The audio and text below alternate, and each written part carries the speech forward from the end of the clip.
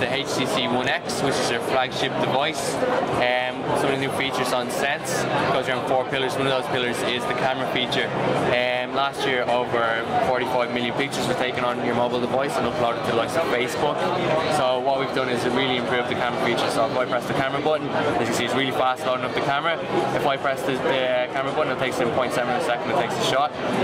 So what we have in here is an 8 megapixel camera, but it's got an f2.0 aperture, which takes in a lot more light. So as you can see in this environment here, it's really low light.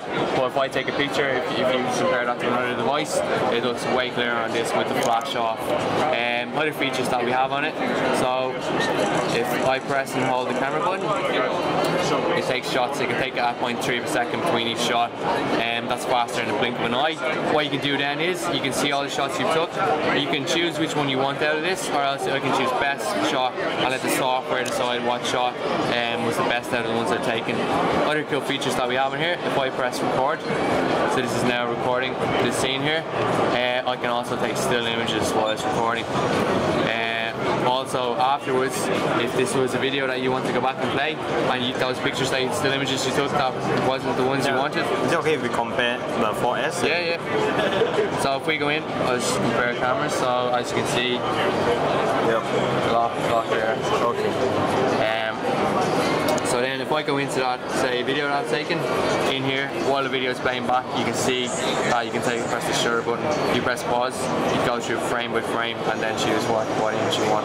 So really good features in there. Other cool stuff that we have, so if I go into scenes here, you can take HDR shots. It's panoramic mode, and probably not the best scenario to take panoramic shot. I'll show you here. So if I press the button to take panoramic shot, I'll show you now. I can go up and down. If I have the phone in portrait mode, I'll take it the other way.